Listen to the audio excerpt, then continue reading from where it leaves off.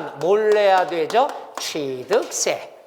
그 다음 지난 시간에 부가세라는 걸 배웠죠.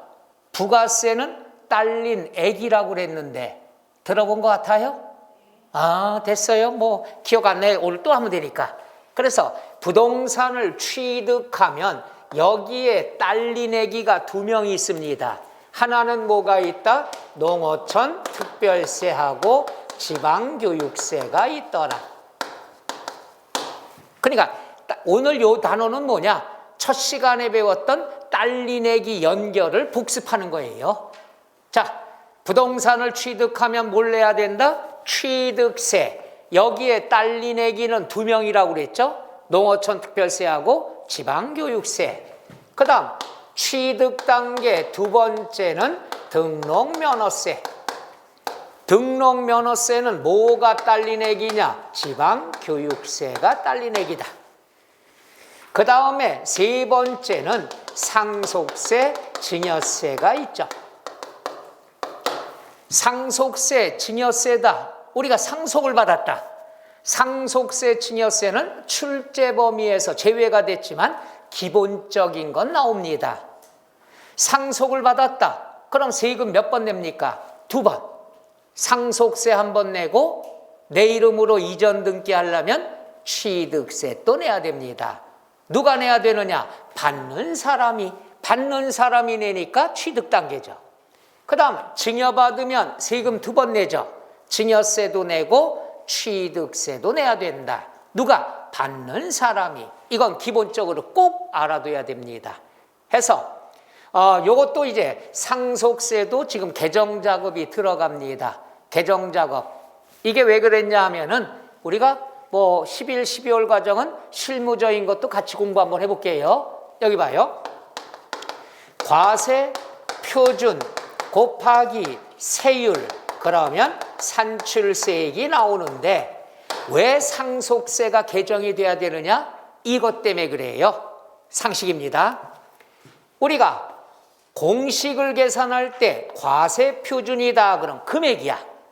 그럼 금액이 크기에 따라 상속증여세는 10%부터 50%까지 세율을 적용합니다. 금액이 적어 10%, 금액이 커 그럼 최대 50%까지 걷어요. 근데 왜 개정돼야 되느냐? 과세 표준이 뭐냐? 상속을 아버지가 돌아가셨어. 아버지가 돌아가셨는데 재산이 100억이야. 100억. 이 중에서 그러면 상속세는 아버지 전 재산에 대해서 세금을 적용하는 거야. 그러니까 금액이 클 수밖에 없죠. 그럼 나온 세금을 갖다가 1남이, 2남이, 3순위가 부담을 하는 거예요. 그러니까 세금은 뭐야? 전체적인 거에 대해서. 근데 이건 너무하다 이거야. 왜 그러냐면은 이제 재산이 100억이 있어. 근데 요번에 증여를 했어. 1남이한테 20억을 증여했어. 그럼 1남이가 증여세 내야죠. 그럼 100억의 재산에 대해서가 아니라 받은 거 얼마? 20억에 대해서. 그럼 20억에 대해서 세율을 적용하니까 세율이 좀 낮겠죠. 받은 것만 내니까. 차이점 못 느껴요? 상속은 상속재산 전부에 대해서 하는 거니까 금액이 커. 그러면 세율은 높은 세율이야. 세금이 많아져. 근데 증여는 뭐냐? 아버지 재산이 아무리 많아도 받은 것만 내는 거야. 받은 거 20억에 대해서만. 그럼 금액이 적으니까 세금도 적어진다는 얘기죠. 현재 우리나라 세금 구조가 이거야. 그러다 보니까 상속은 너무하다. 상속도 바꾸자.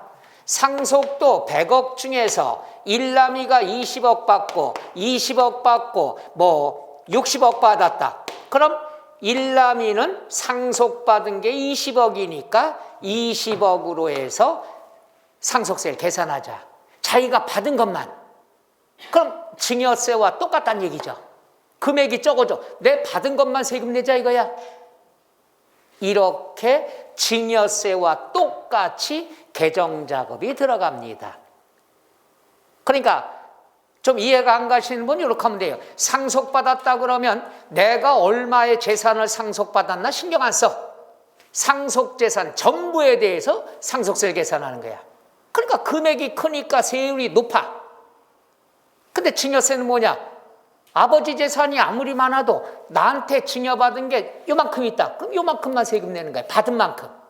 그래서 상속세도 개정자급이 지금 들어가는 게 상속재산에 대해서 세금을 매기지 말고 내가 받은 상속재산에 대해서만 세금을 매기자. 그러니까 증여세와 같이 하자. 이렇게 개정자급이 들어갑니다. 사실 이게 옳은 얘기예요. 그렇죠?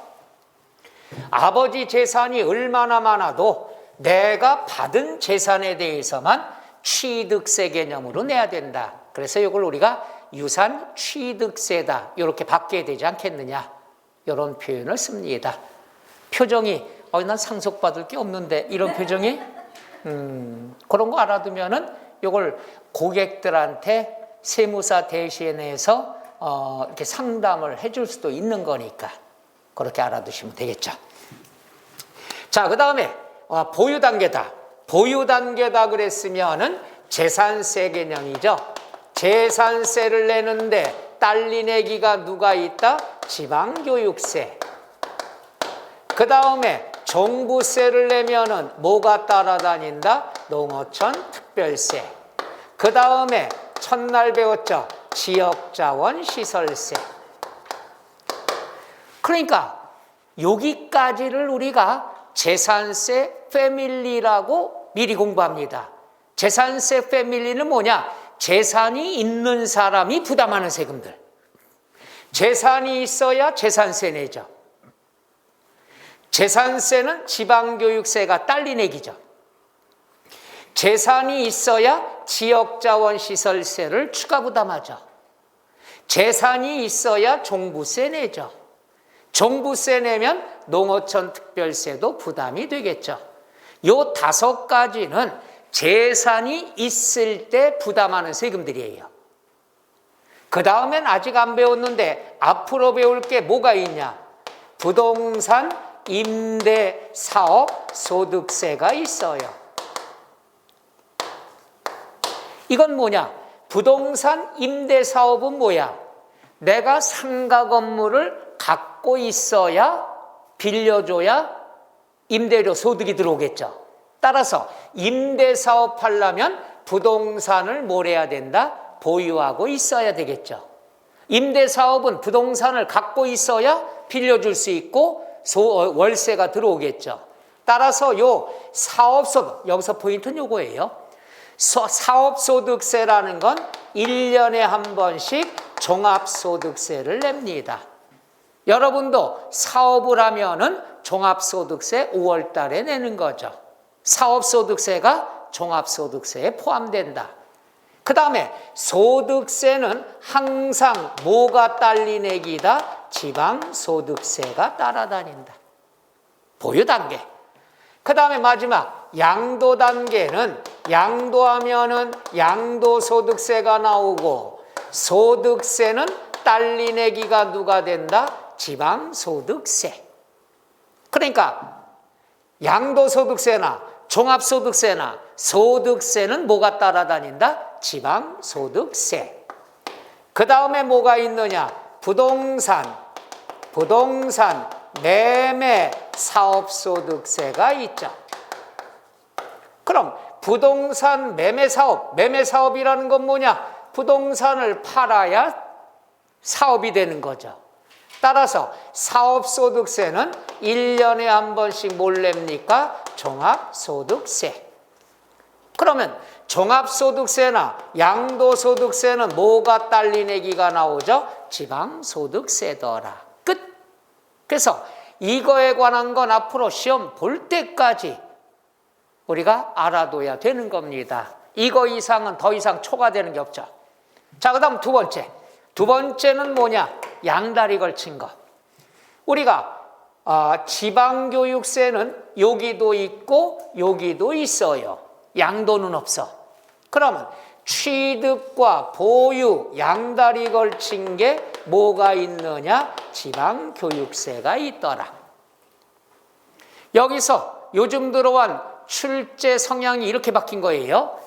우리가 지방교육세는 부가세야. 혼자서 나타날 수가 없어. 그러면 지방교육세는 딸리내기야, 딸리내기. 딸리내기가 나왔다. 엄마가 안 나왔다. 그럼 얘는 양다리 걸친 거야. 취득에도 있고 보유에도 있고. 그런데 요즘 들어와서는 엄마가 같이 나와. 엄마가 취득세에 부과되는 지방교육세. 이렇게 엄마가 꼭 나오면은 항상 애기는 결정권이 없다고 그랬죠. 엄마 따라간다고 그랬죠. 엄마가 누구야? 취득세. 그럼 무슨 단계다? 취득 단계가 되는 거죠. 하나만 돼. 엄마가 나오면. 자, 보니까 재산세, 지방교육세 엄마가 따라다녔어. 엄마가 재산세야. 그럼 얘는 취득 단계가 될 수가 없는 거야. 얘는 엄마니까 무슨 단계? 보유 단계. 이거 굉장히 중요한 겁니다. 그냥 지방교육세 이렇게 나왔어. 애기만 나왔으면은 양다리 걸칩니다. 얘는 이렇게 나올 때는 취득도 나오고 보유도 나온다 이게야. 근데 엄마가 콕 찍어 나와. 취득세에 부과되는 지방교육세. 그럼 얘는 지방교육세지만 엄마 따라가. 엄마가 취득세니까 얘는 무슨 단계만? 취득 단계만. 재산세에 부과되는 지방교육세다. 엄마가 재산세 나왔으니까 얘는 보유 단계만 나와. 근데 엄마가 안 나오고 지방교육세 애만 나왔어. 애만 나오면 양다리 걸칩니다. 이거 만만한 건 아니에요. 꼭 알아둬야 됩니다. 그 다음에 보유와 양도, 양다리 걸친 것 뭐가 있느냐? 소득세. 그러니까 종합소득세건 양도소득세건 지방소득세건 소득세가 나오면은 다 양다리 걸쳐요. 어디와 어디로? 보유와 양도, 양다리 걸친다. 왜냐하면 소득세는 소득이 있어야 내는 세금이야. 그럼 소득이 있어야 되는 건 양도를 하면은 부동산은 나가지만 돈은 들어오죠. 소득이 있으니까 내는 거야. 그 다음 임대사업을 하면 상가를 빌려줘야 집세가 들어오죠. 따라서 보유 단계도 소득이 있고 양도 단계도 소득이 있어. 소득이 있어야 내는 세금이 소득세란 얘기죠. 소득의 뜻 이해가요? 수입이 있다는 얘기야.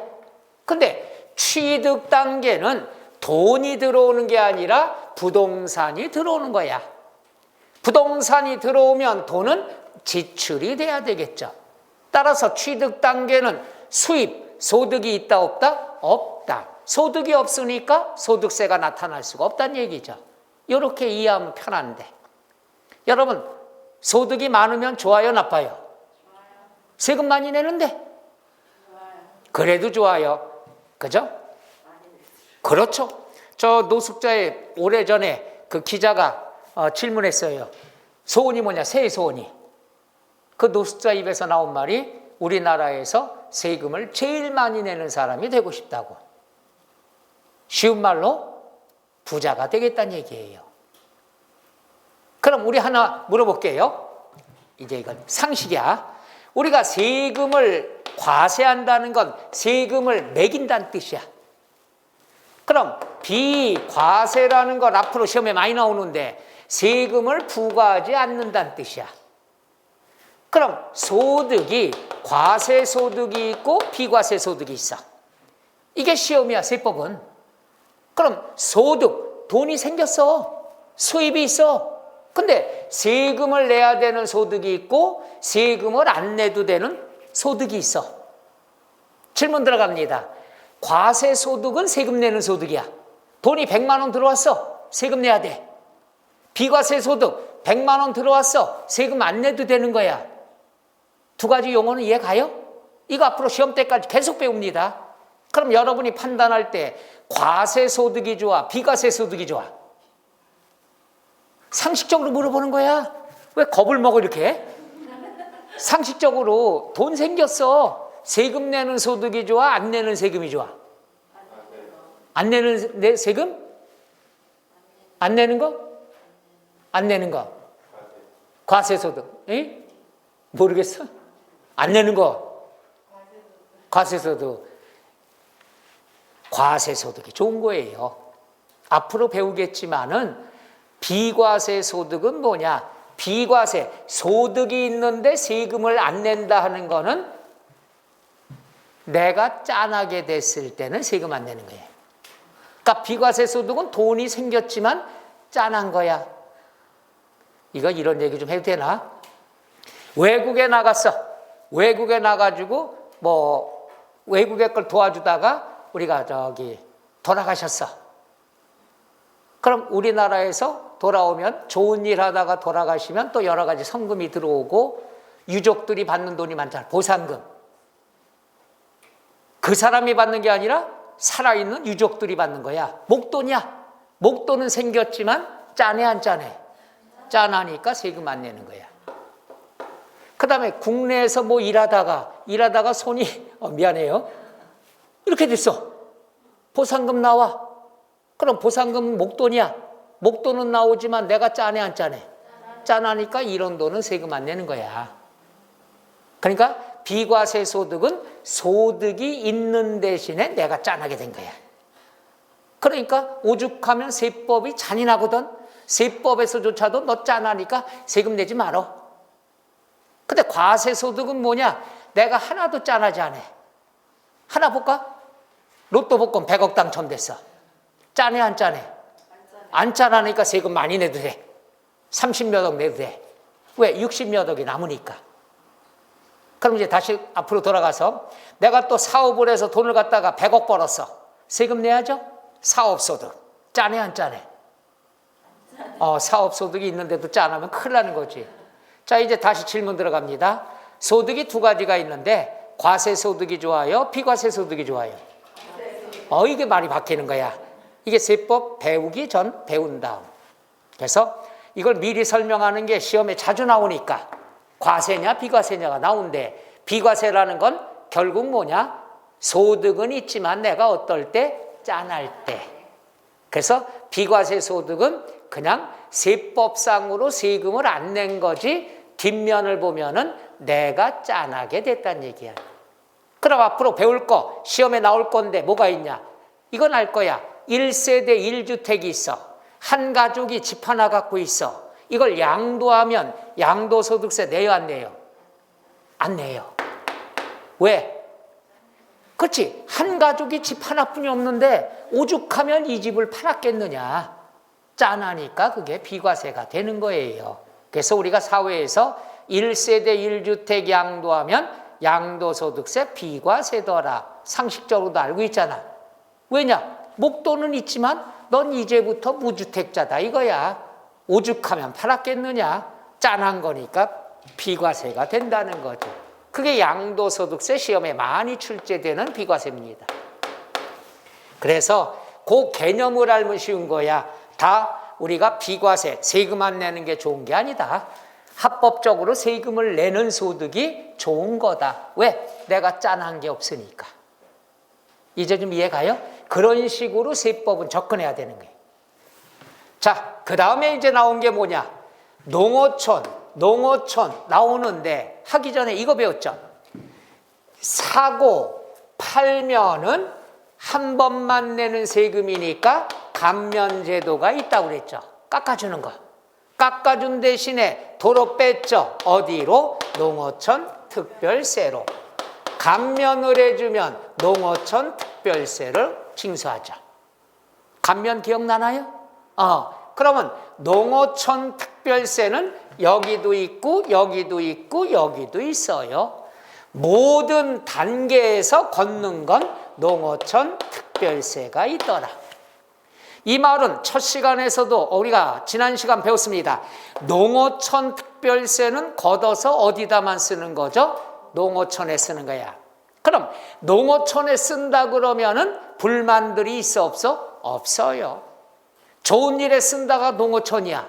그럼 좋은 일에 쓴다 그러면 불만 가진 사람이 없으니까 이때다 하고 다 걷어버려. 살 때도 걷고 보유하고 있을 때 걷고 팔 때도 걷죠. 그래서 농어촌 특별세가 곧잘 나오죠. 농어촌 특별세는 취득, 보유, 양도 모든 단계에서 부과된다. 왜? 저항, 불만이 없으니까. 그 다음 마지막은 뭐가 있느냐? 그럼 요거죠. 취득, 양도, 사고, 팔고. 사고, 팔면 계약서 작성하죠. 계약서에 뭐가 붙는다? 인지를 붙인다는 얘기죠. 그래서 인지세는 취득과 양도에서만 부과가 된다는 것. 이것도 몇 년 전에는 인지도요, 보유 단계도 과세가 됐어요. 모든 단계에서. 농어촌처럼 했다가 보유 단계에선 폐지가 됐습니다. 그래서 인지세는 취득과 양도에만 발생이 된다. 끝! 이러면 되겠죠. 그래서 요 단계별에 관한 것은 시험에 곧잘들 나옵니다. 해서 꼭 알아두셔야 된다는 것. 꼭 강조하는 단원입니다. 즉 취득 단계에 나오는 것, 보유 단계에 나오는 것, 양도 단계에 나오는 것, 양다리, 모든 다리 이렇게 다 알아두셔야 됩니다. 이렇게 그림을 그려가지고 하려고 했었는데 이걸 내가 못 그렸어요, 컴퓨터로. 그래서 이렇게 나열을 했습니다. 나중에 이렇게 표를 그려서 우리가 한번 공부해 보도록 하죠. 자, 이게 바로 반괄호 1번 취득 단계, 반괄호 2번 보유 단계, 반괄호 3번 양도 단계. 이거는 여러분이 무조건 신경을 쓰셔야 됩니다. 알아둬야 될 것. 끝. 그 다음에 나와 있는 게 양괄호 17번 나왔죠. 면세점. 면세점은 뭐냐면은 세금이 면제되는 시점입니다. 세금을 안 낸다는 얘기죠. 세 가지 알면 됩니다. 취득세, 미리 공부합니다. 취득가액이 50만 원 이하. 여기서 또 이하 나왔네요. 이하가 오늘 처음 나온 것 같은데 지난 시간에는 미만, 초과 이런 것들 나왔죠. 이하다 그러면 50만 원 들어가요, 안 들어가요? 들어가요. 50만 원까지는 면제가 됩니다. 취득가액이 얼마? 50만 원. 근데 이것도 골치 아파요. 왜냐하면은 50만 원이 뭐가 기준이냐? 취득가액이야, 취득가액. 가슴에 와닿잖아요. 저 개정돼야 돼요. 왜? 아파트 50만 원짜리 있어요? 계집도 100만 원이 넘어요? 얼마 전에 설명했죠, 내가? 여러분, 계집에 에어컨 달린 집 봤어요? 나 봤어요. 그 요번에 또 나온 거 그거 봤어요? 계집이 얼마? 계집도 계집이지만 이동할 때 가방이 있잖아요. 이게 300만 원이래요. 그것도 명품. 여러분 그 요즘 뭐 나오는 우리 그 뭐 있죠? 명품 가방. 가짜가 제일 많은 게 또 그거라면요. 짝퉁이. 그거 나온 게 300만 원이래. 그러면 개 집도 아니야. 개 가방. 표현이 좀 이상해. 어감이. 개 가방인데도 50만 원 넘잖아. 근데 부동산이 50만 원짜리가 어디 있어? 이건 면제해 주지 않겠다는 뜻이죠. 우리가 요게 시험에 나왔던 게 요게 나온 적 있어요. 뭐냐면은 자동차. 미리 공부합니다. 자동차를 요즘 좋은 거 많이 나오죠. 자동차 50만 원짜리 있어? 시험에 자동차 50만 원이 나온 적이 있어요. 최근에. 중고차도 50만 원짜리 그 바퀴나 있나? 타이어 값만 해도 얼만데. 근데 시험에 이게 나왔어요. 뭐라고 나왔냐? 취득가액이 50만 원인 자동차. 이렇게 나왔단 말이에요. 그럴 때만 세금을 면제해 주겠다는 얘기야. 그러니까 이건 고쳐야 돼요. 최소 500만 원이라고. 계집보다는 더 높아야 될 거 아니야. 그러니까 제가 원래 정부 정책에 대해서 난 긍정적인 사람이에요. 근데 꼭 이런 거는 내가 너무 오래되지 않았냐, 세법이. 그러니까 이런 걸 고쳐야지. 다른 거, 2개월 이내 걷어야 되는데 이걸 부담되니까 6개월에 거둘 거예요. 4개월 연계 돈 다 받겠다는 얘기 아니야. 이런 게 세법 개정 들어가니까 골치 아프다는 거예요. 이번 세법 개정 안에 또 뭐가 들어갔는지 알아요? 종부세. 사람들이 부담이 너무 많다. 재산세 부담이 너무 많다. 집값 올라서 골치 아프다 하니까 완화책 중에 하나 지금 세법 개정 들어간 게 나 흥분됐어. 뭐가 들어갔냐? 돈 없으면 지금 안 내도 돼. 대신에 이거 팔을 때 내라 한꺼번에. 이거 상속해 돌아가셨다. 그럼 상속받을 때 밀린 재산세, 종부세 한꺼번에 걷겠다는 얘기야. 안 걷겠다, 깎아주겠다 이게 아니야. 언젠간 걷겠다 이거야. 오래 걷어야 되는데 능력 안 되면 오래 안 내도 돼. 나중에 돌아가실 때 한꺼번에 거둘게. 이걸 완화책이라고 지금 세법 개정 들어갔어요. 깎아줘야 부담이 줄은 거지. 다 받겠다 이게야. 그리고 얘들이 문제가 뭐가 있느냐. 10년 뒤에 돌아가실 때 상속받을 때 밀린 세금 한꺼번에 걷겠다. 그럼 그게 원금만 거둘까? 그때까지 이자도 계산하지 않겠냐는 얘기야. 이런 게 지금 세법 개정 들어가 있으니까 내가 욱해요. 이런 걸 고쳐야지. 이제까지는 제가 꿍시렁 됐습니다. 원래는 이런 사람이 아니라 긍정적인데 해도 너무하지 않아요? 이건 말도 안 되는 거예요. 그 다음에 뭐가 있느냐. 어차피 깎아줘야 부담이 완화가 되는 거지 안 깎아주고 한꺼번에 모아서 받겠다. 이거는 부담을 더 주는 거다. 누가? 후대 자식들이. 그죠? 그리고 또 한 가지만 꿍시렁대고 말게. 상속세도 사실상 좀 완화하든가 폐지를 해야죠. 돌아가신 분이 열심히 일해가지고 벌은 재산이야. 그걸 갖다가 후대들을 위해서 갖고 있다가 돌아가시게 돼서 후대한테 물려주는 걸 왜 불로소득이라고 그래서 세금을 엄청 뺐냐는 얘기예요. 나만 그런가? 고생해서 부를 만드는 거야. 그 얼마나 고생들 했겠어요. 자수성 가셔갖고 할아버지한테 물려받은 게 없고 아버지가 그렇게 고생해서 못 잊고 막 한 걸 갖다 못 배우고 이러면서 재산을 형성을 했는데 이제 건강을 잃어가지고 자식들한테 줄 때는 왜 이걸 불로소득으로 다 뺐냐는 얘기지. 또 이 얘기 안 할 수 없죠. 작년에 대기업 회장님 돌아가시면서 상속세가 10몇 조가 나왔잖아요. 그럼 자식들이 뭐야? 이걸 세금 내야 된다고요? 물론 이제 세금 불로라고 본다는 얘기인데 세금 내는데 10몇 조가 돈이 어디 있어? 다 부동산이지. 아니면 주식이야 대부분이. 그럼 주식을 갖다가 세금 내기 위해서 주식을 팔아야 돼. 그럼 주식을 팔면 뭐가 문제냐? 회사 경영권을 뺏길 수가 있어요. 그러니까 돈을 마련하려면 이걸 담보로 해서 대출받고 이자 줘야 돼. 그러니까 세금에 이자가 또 붙게 되는 거죠. 그래서 나온 게 뭡니까? 상속세도 논아서 낼 제도가 생겼어. 이걸 연납이라고 그래요. 1년에 한 번씩 내. 5년이었어. 5번에 나눠내. 부담되니까 저번에 개정됐잖아요. 10년.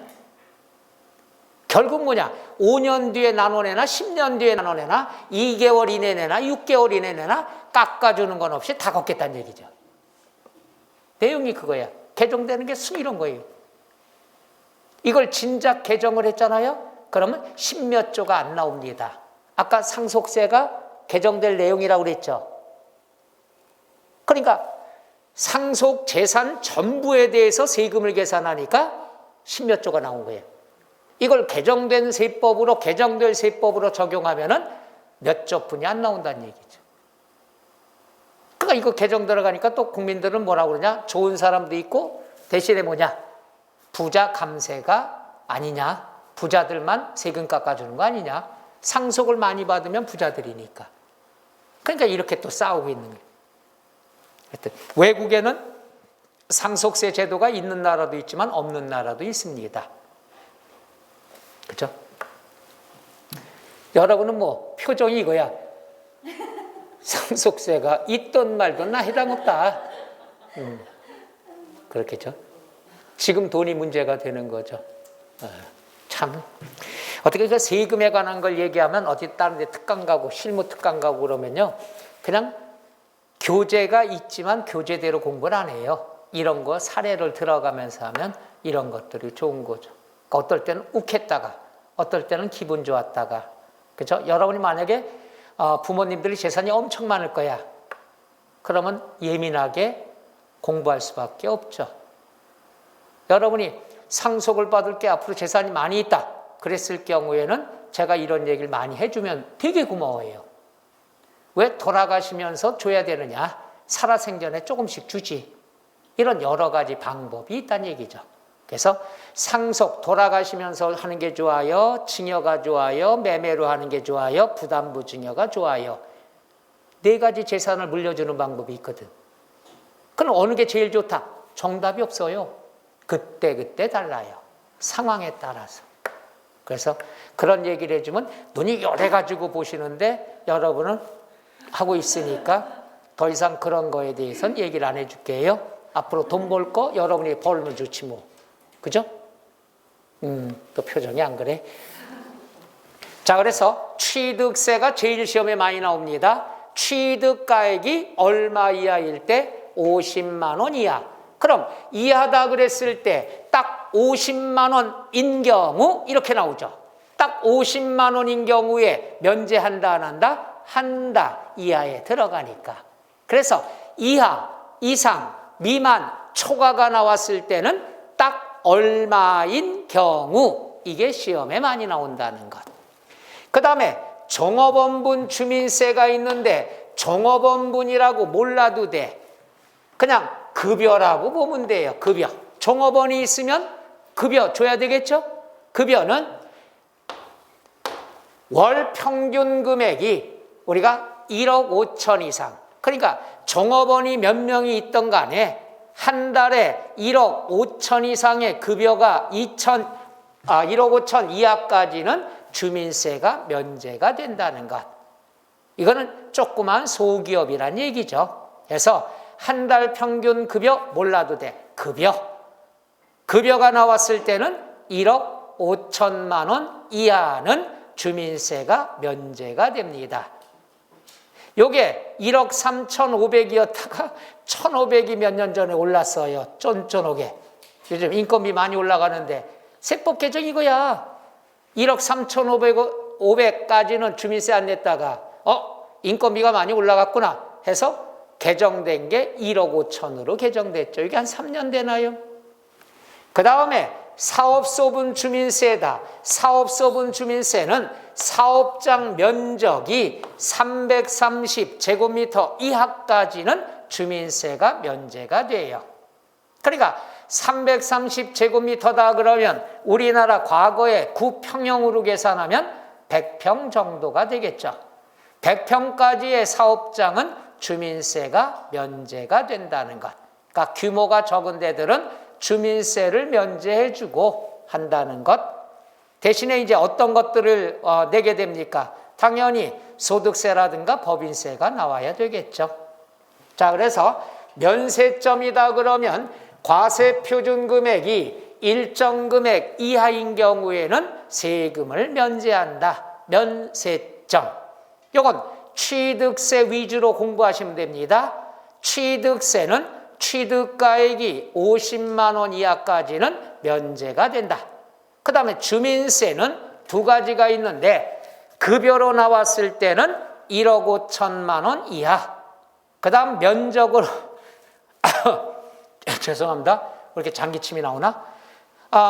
연면적으로 나왔을 때는 330제곱미터. 이걸 갖다가 330제곱미터 하지 말고 330 이하. 그러니까 부호를 빼버리고 공부하는 게 낫죠. 330이 나요? 330이 나요? 330까지는 면제가 된다. 끝. 여기선 취득세 위주로 공부하시면 됩니다. 그 다음에 뭐가 있냐? 소액, 징수, 면제. 소액, 징수, 면제는 용어 자체가 나오죠. 액수가 저금한 것은 징수를 어떻게 한다? 면제, 포기한다. 안 걷겠다 이거야. 이거는 뭐만 알면 되느냐? 우리가 재산세하고 지역자원 시설세인데, 재산세, 지역자원 시설세인데 고지서를 공부하면 됩니다. 우리가 아까도 배웠어요. 여기에 보유단계, 재산세, 종부세, 지역자원시설세는 고지서를 보냅니다. 그럼 고지서, 보통징수 아까 배웠죠? 고지서로 징수하는 거. 재산세, 우리가 고지서를 보내는데 고지서 한 장당 인쇄비부터 그 다음 발송 우편비까지 2,000원이 들어요. 한 장당 2,000원. 한 장당 2,000원. 그러면 2,000원 여기서 알아도요 미만이에요. 이하가 아니라 2,000원 미만이면은 징수를 포기합니다. 고지서를 안 보냅니다. 이게 무슨 말이냐 보세요. 고지서 한 장당 2,000원 비용이 들어가. 2,000원 비용.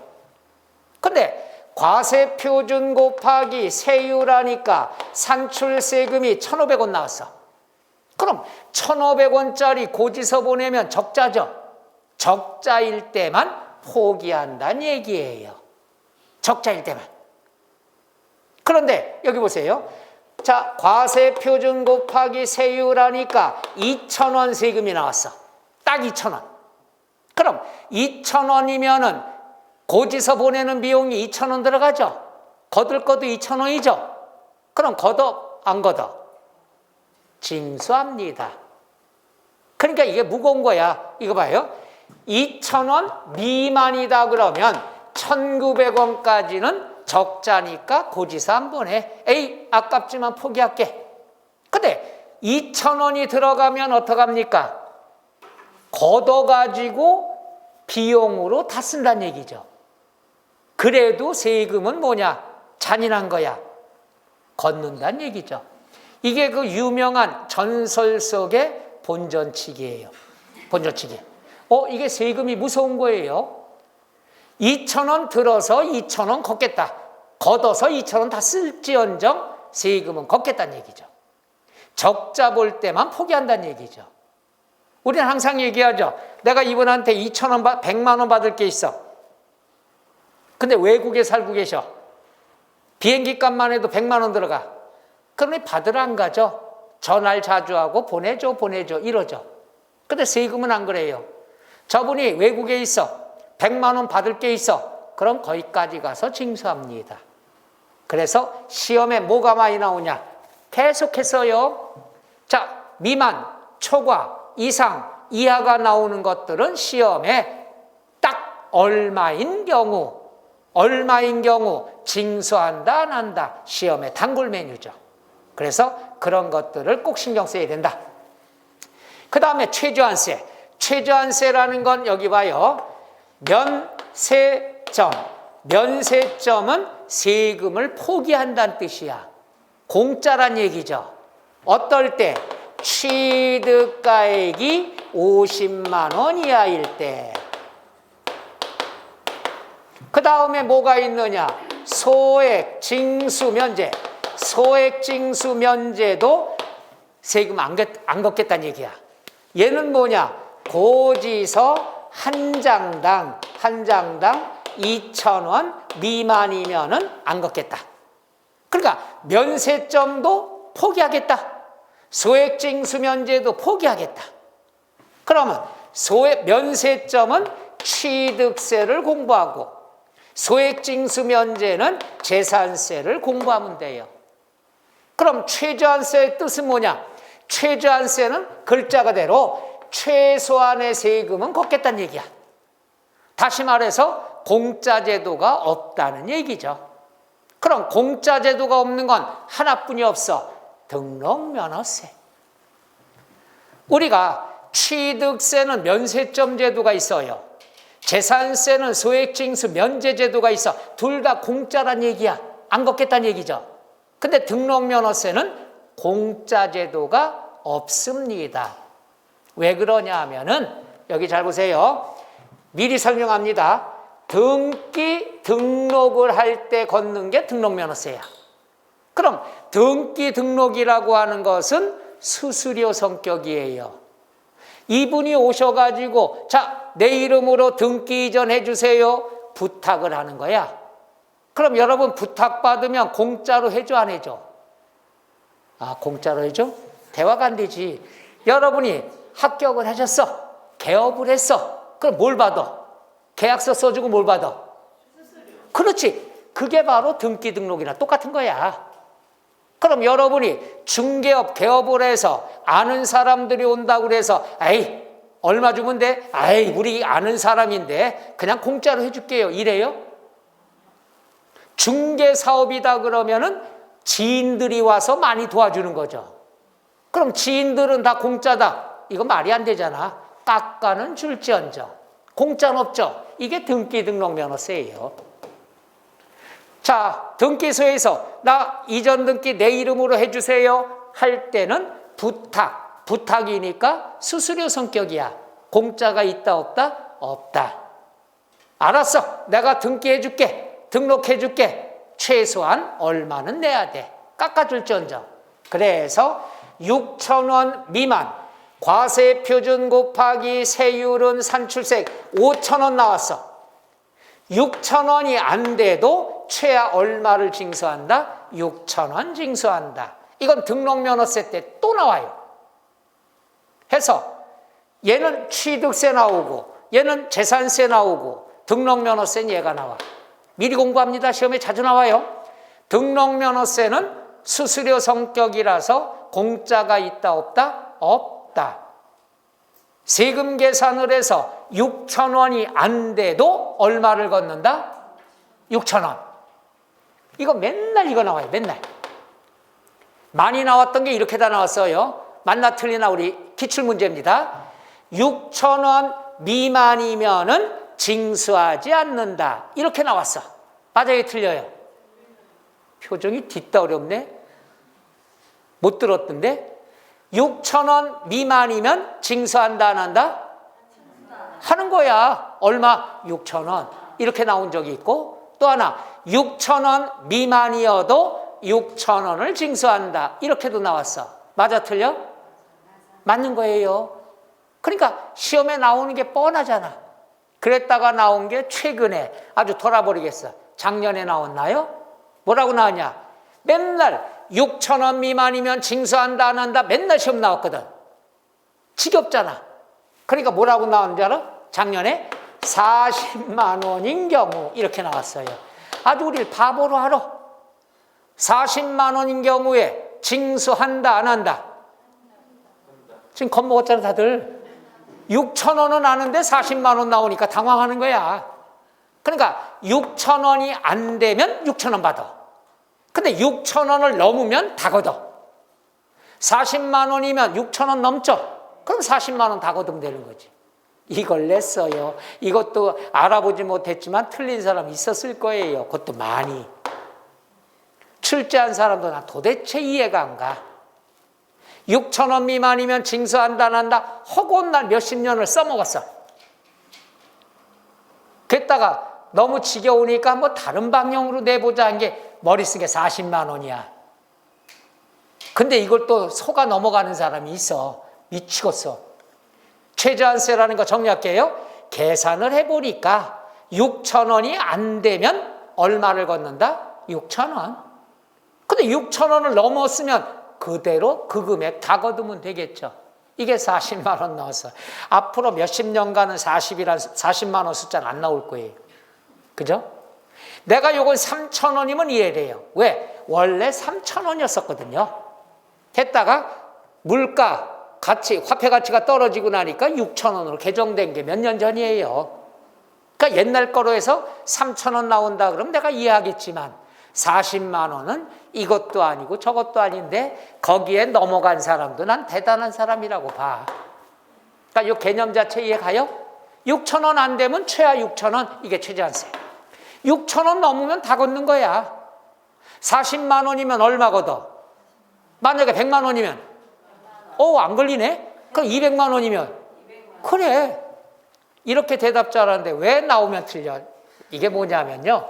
전혀 나온 적이 없는 숫자가 나오면 당황한다 이게. 당황할 것도 아닌데. 다음에 이제 이게 기출문제에 있는 거니까 여러분 시험 보기 전에 풀어줄 거란 말이야. 근데 시험에 20만 원 또 이렇게 나오면 또 난리가 날 거예요. 저 같으면 그렇게 안 내. 이거니까 6만 원 이렇게 한번 나 내보고 싶어. 난리 납니다. 6천 원인지 6만 원인지 6자 어디서 본 것 같으니까. 이거 실수 많이 할 거야. 이런 것들이 시험 문제야. 우리를 바보로 알아. 근데 의외로 바보가 많아요. 그런 것들 조심해. 이거 작년에 출제된 거 보고 출제자 누군지 보고 싶어서 아주 며칠간 애먹었네. 이런 건 좀 그렇다는 얘기죠. 자, 그래서 19번 최저한세까지 여러분들이 요건 다 알아둬야 되고, 여기서 끝나냐? No. 취득세 때 면세점 또 배우고, 등록면허세 6,000원 배우고, 재산세에서 소액징수 면제를 또 배웁니다. 이런 것들은 지금 알아두면 앞으로 편하게 된다는 것. 끝! 이러면 되겠죠. 그 다음에 20, 양괄호 20번에 납세 의무 나왔습니다. 여기에 납세 의무에 관한 것도 성립 시기, 뒤에 확정, 소멸 사유 나옵니다. 요것은 조금 쉬었다 할까요? 예.